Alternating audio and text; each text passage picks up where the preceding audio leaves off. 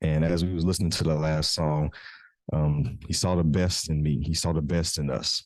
And as this theme is the image of God, it just rings true. He sees what we don't see in ourselves. He sees untapped potential. He sees what Adam was in the beginning. That's what he sees in us. He sees the radiance, the divinity that's stored within us. That's what he sees. I know a lot of times dealing with this flesh and dealing with this carnal world, we don't necessarily see that. We don't necessarily see our worth. We don't necessarily see the bigger goal a lot of times. But rest assured, God sees the best in us. And even at our worst, when we're far from him, he still sees the best in us. And this is why he's so merciful and so compassionate and just he withholds his power from us because he sees the best in us. So we're going to go ahead and get into it. So the image of God. So the image of God, it's a complex concept. Right? It's a very complex concept because we know that Yah is one, but he emanates in so many different ways. He is one, but he emanates in so many different ways. And so just the different ways that he emanates, we got the Sephirot, which is, the 10 levels of God. We have the 72 names of God. We have all these different aspects of Yah, the different body parts that describe Yah and just the different things that emanate from God, the hand of God, the arm of God. There's all these different things that we know it is representing God, but it emanates in so many different ways, right? So there are many pieces needed to make the image complete, right? So let's go to the next slide. I'm going to begin with this scripture, all right? So Genesis 1:26, right? And God said, let us make humankind in our image, after our likeness. They shall rule the fish of the sea, the birds of the sky, the cattle, the whole earth, and all the creeping things that creep on earth, right? So image of God, we've been kind of focused on this word, Zalim. So Bezmenu, so in our image. All right, so we're gonna focus on that Zalim, the image. So let's go on to the next slide. All right, so this is from the Daily Zohar that goes into different aspects or different topics from a Kabbalistic standpoint, right? So Tikkun 22. It says Song of Songs 8 and 6, set me as a seal upon your heart, as a seal upon your arm. What we see as human beings are patterns of energy fields held together as one unit by the soul of the person that comes out of the creator's thought. Okay.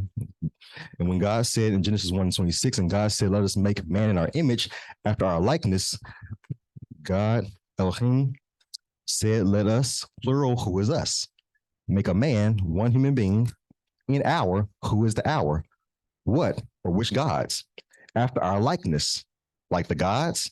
What are we talking about? It says the answer is very simple. And like we explained in previous articles, God is one simple and undivided light. In our world, this light is expressed in different forms to define and bring the individual parts into existence. Okay, so God is simple, God is light, he's one, but his light is expressed in different forms, right, in individual parts and brought into our existence. Okay, so just follow me. We're gonna get there.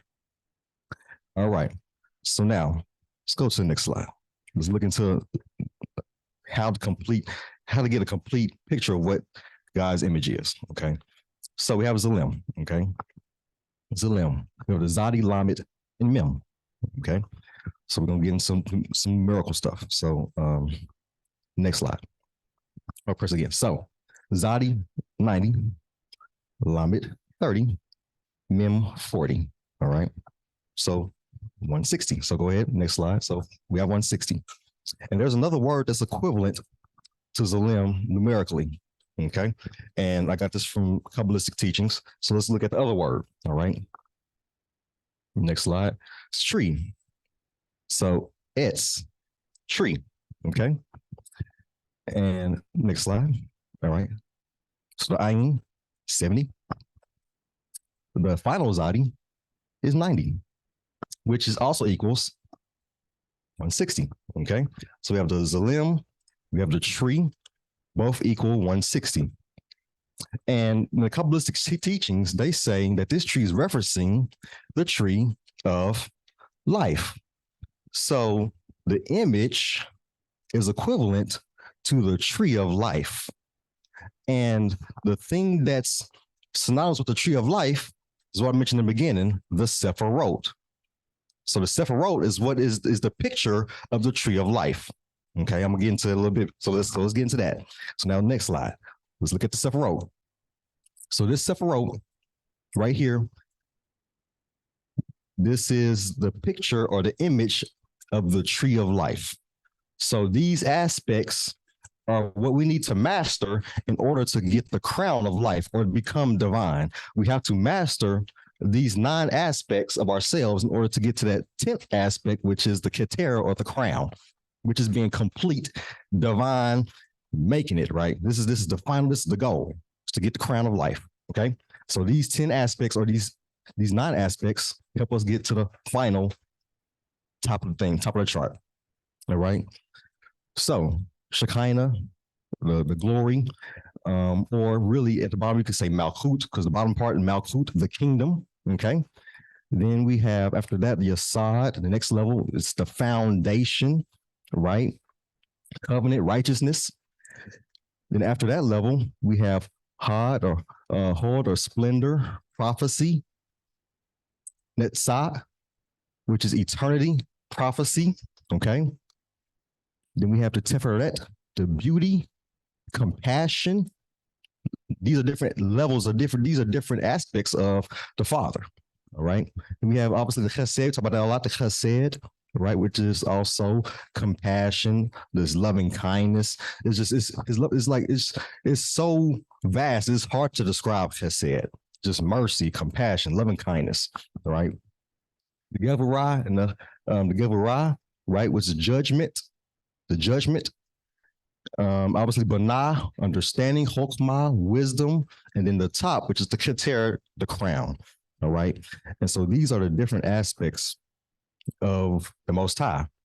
And this is the complete picture of how to be in the image of the Most High. We have to master all of these levels, right? So it's not just good to be good at loving kindness and compassion.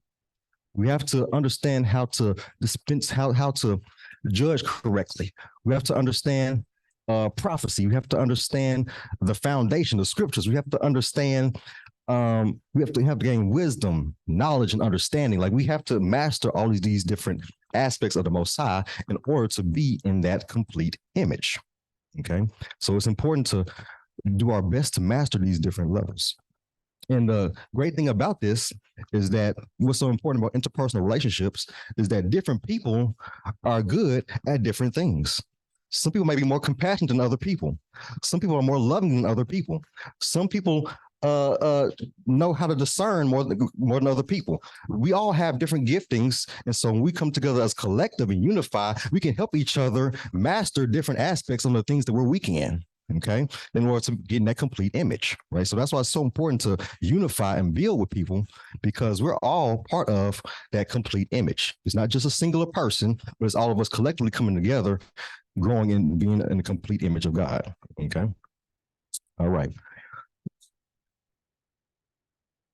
All right, so now let's go on to the next slide. So these are a few scriptures. I know the Sephirot, all that stuff it's a lot, but here goes some scriptures that kind of talk about these aspects that we just looked at on that visual, the 10 aspects or the tree of life. Okay. So here's a first scripture, First Chronicles 29:11. And it lists 5 of those 10 aspects. And it says, yours, O Lord, is the greatness, the power, Gevarah, and the glory, Tephirah, the victory, Netzach, and the majesty, Hod.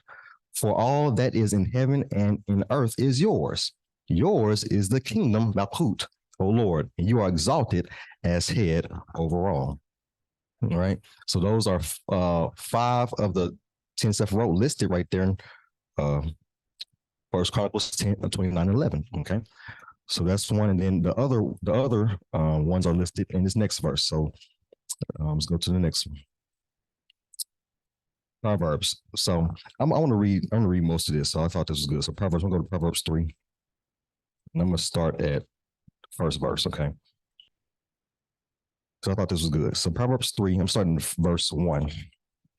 And it says, my child, do not forget my teaching, but let your heart keep my commandments, for they will provide a long and full life.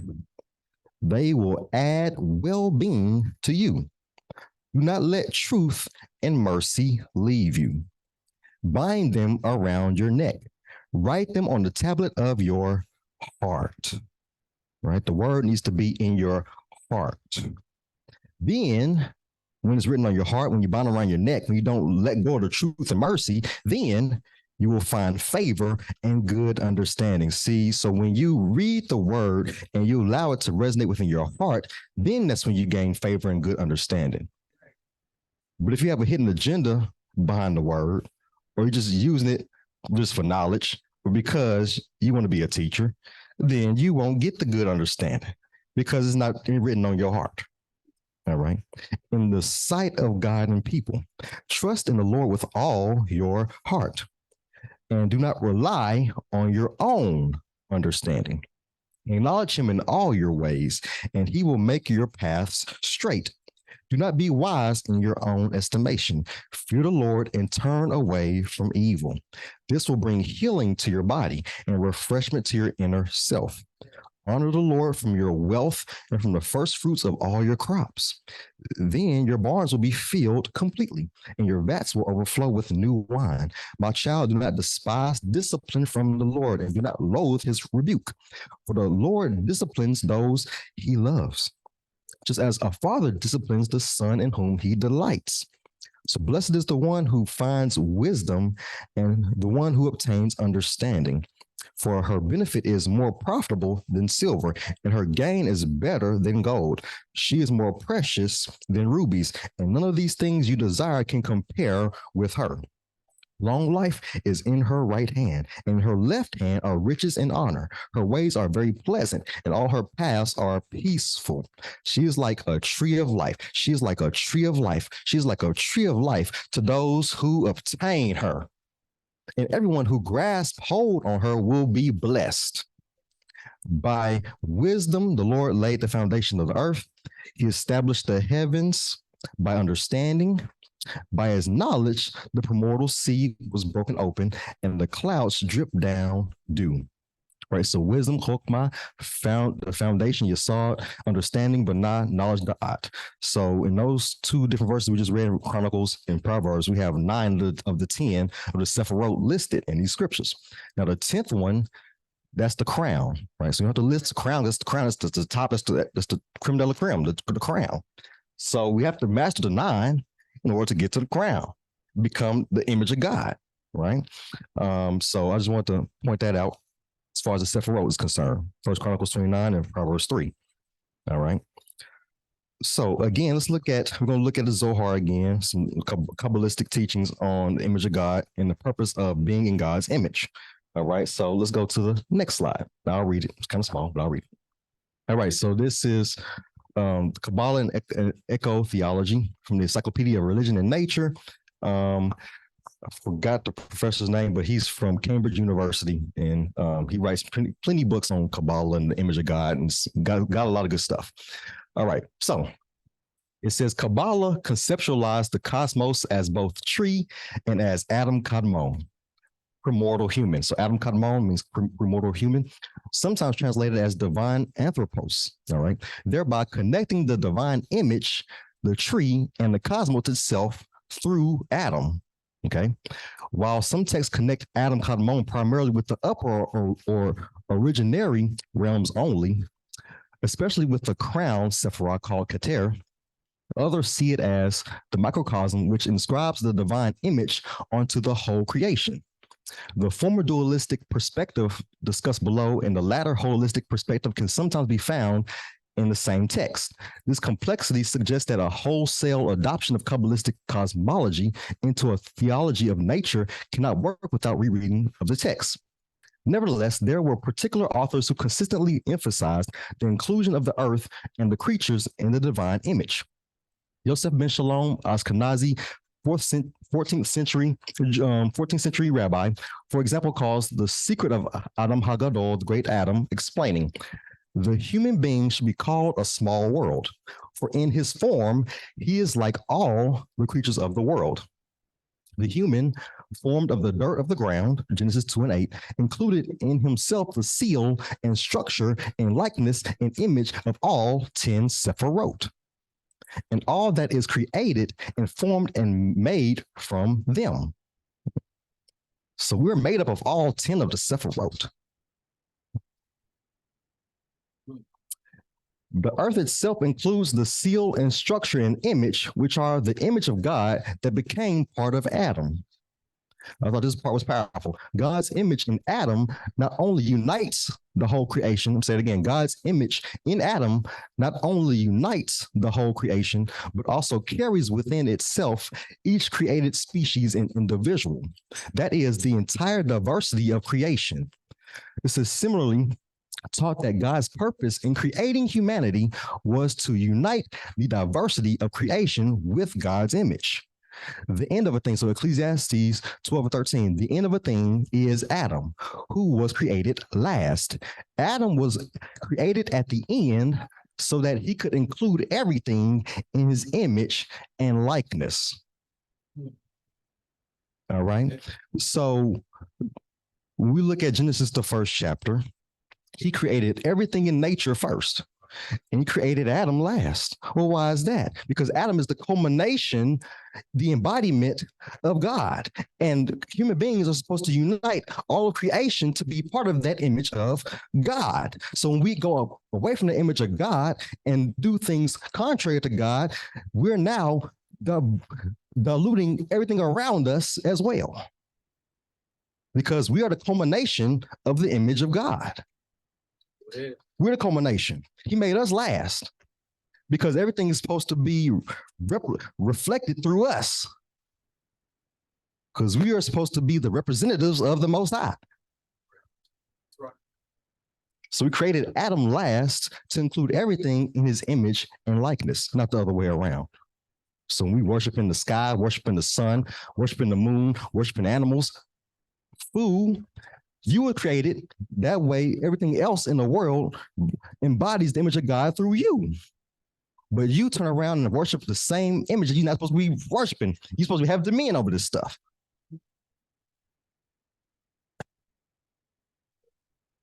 So this is the secret of the Adam Hagadol, the great Adam, was that all of humanity was supposed to unite through man.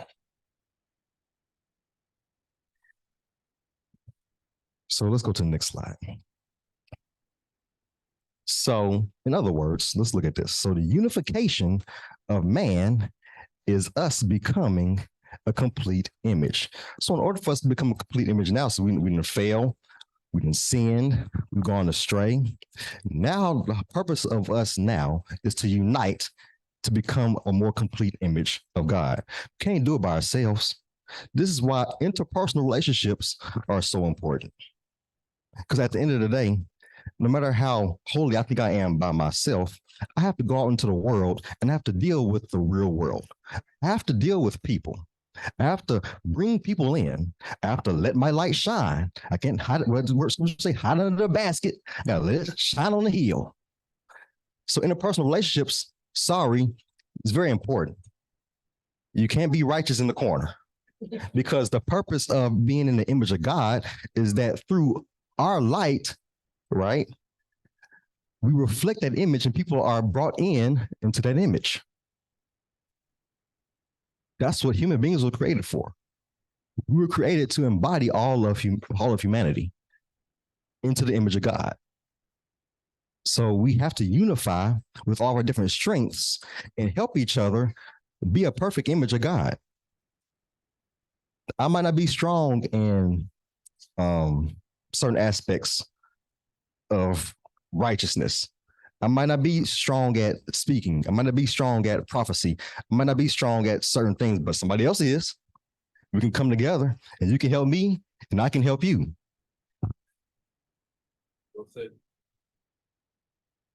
The Mount Sinai experience, talk about this all the time. That was communal. It wasn't just Moses.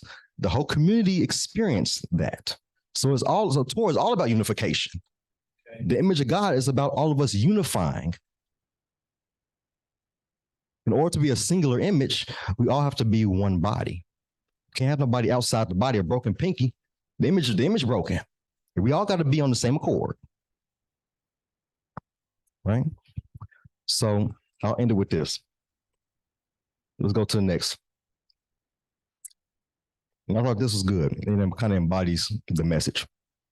Mark 12, and we have a astute man of the law, a scribe, chopping it up with Yeshua about what the greatest commandments are. So let's look at the story. Verse 28. Then one of the scribes came, having heard them reasoning together, perceiving that he had answered them well, asked him, which is the first commandment of all?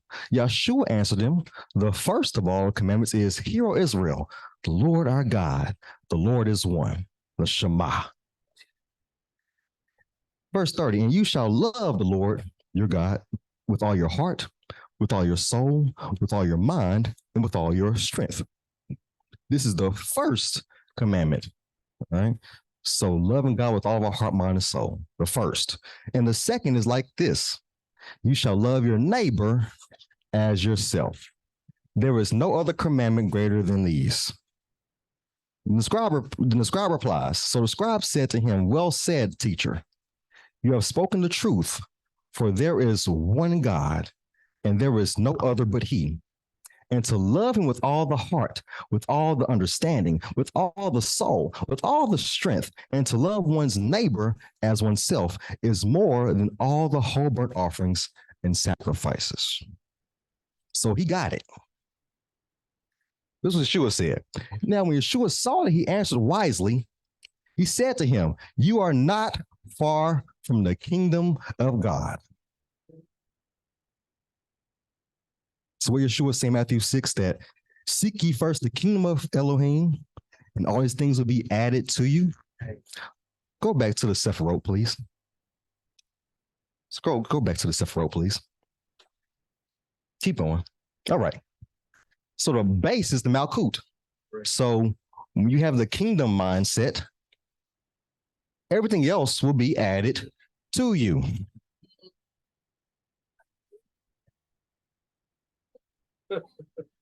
So he got it. The scribe got it. So in order to be in the image of God, you have to have the mind of God. And you have to be willing to sacrifice self, do the will of God, and understand you have to love him with all your heart, mind, and soul. And you also have to love other people with all your heart, mind, and soul too. It ain't just one or the other. It got to be both. So once again, interpersonal relationships are vital, because how can you have chesed, gavurah, chokmah, banah, foundation, splendor, compassion, mercy, if you're not willing to stretch yourself and deal with other people? How can you be a complete image of God when you feel like you can be your own image and I can just do it all on my own? I ain't got to do it with nobody else. I'm in the image of God, so I ain't worried about nobody else though. I'm straight. I'm in the way. Yeah. Everybody else going to hell. Well, that's not the mindset of loving your neighbor as yourself. That's not how you get into the image of God. Once again, humanity was to be brought through to the image of God through us. So therefore, our job is to bring humanity into the image of God through us. We have to be the conduits of change.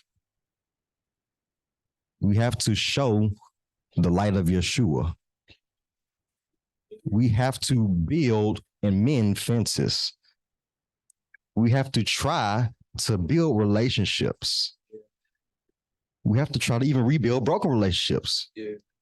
Because I'll say for me, it's been, especially when I first kind of started walking this way with the zeal, you know, and the bravado.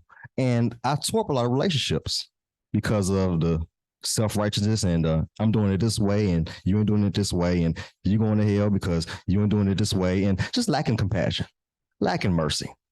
And so instead of shining my light, I'm fleeing people away. When in actuality, in order to be in the image of God, we're supposed to all come together. Because even the ones that's not in the way, they have strengths that they don't even know about. So it's my job to be a light for them. That way they can understand their potential and start walking this way. Who am I to pull on somebody and say that they can't make it? Who am I to say that? Man. They got potentials like everybody else got potential. They got gifts just like everybody else got gifts. Every human being on earth got some kind of gift, some kind of something from God. Whether they're using it or not, whether they're in the way or not, everybody got it. So in order to be a complete image of God, those that have the light of God need to gather in those that might not have the light of God. That way we can get back to that Adamic image that was in the beginning, that was able to culminate all of nature and become a complete image of what God wanted in the beginning. All right. So let's keep going. Now go back to the last one. All right. So last one, I'll be done. Matthew 5:14-16. You are the light of the world. A city located on a hill cannot be hidden. People do not light a lamp and put it under a basket, but on a lampstand, and it gives light to all in the house. Okay. In the same way, let your light shine before people so that they can see your good deeds and give honor to your Father in heaven. All right. So once again, to be made in the image of God, right? We always say it's about reflecting His character. It's about, reflecting and resembling God. True. But even deeper, we have to reflect God and resemble God. That way other people can see it. Not just for ourselves, not just selfish, but selfless. It's supposed to be selfless. It's about other people. So we grow, we become more righteous, more holy. We become deeper in our faith, not just so I can make it, so that the whole world can make it. So we can make it. Once again, I said this last time, Moshe was willing to take his own name out of the book of life for Israel. Don't get more selfless than that. He's willing to sacrifice himself for the people. That's the image of God. Bottom line. That's the image. Being willing to sacrifice myself for the cause of humanity, for the cause of my mama, cause of my daddy, cause of my friends, even coworkers that I might not even know that like that. Strangers that I might just pass by. It's for them. It's not just me. I just got to be a willing vessel to do God's will and to be stretched and allow Him to use me in whichever way He wants me to be used, because He's trying to get people on His side. He doesn't want people to get the sword. He wants people to be on His side. So we have to be the ones that are shining that light. That way people can see what we're doing for God and that they follow God. So we talk about the complete image, okay? The complete image. To embody the 10 Sephirot, to embody it, we have to be willing to unify and be willing to grow in the areas that we're weak in. We have to be willing to grow in the areas that we're weak in. We have to be willing to ask for help. Got to be willing to ask questions. Got to be willing to be held accountable. Got to be around like-minded people that'll, that iron sharpen iron. This is the only way we can get in the image. You can't be a solo brew. Got a lot of solo brews. Got a lot of internet teachers. Call a spade a spade. This is the world we live in. Got a lot of people being divisive, separatists, and all that kind of stuff. But that ain't the complete image of God. So that's what I have for today. Praise Yah. Hallelujah.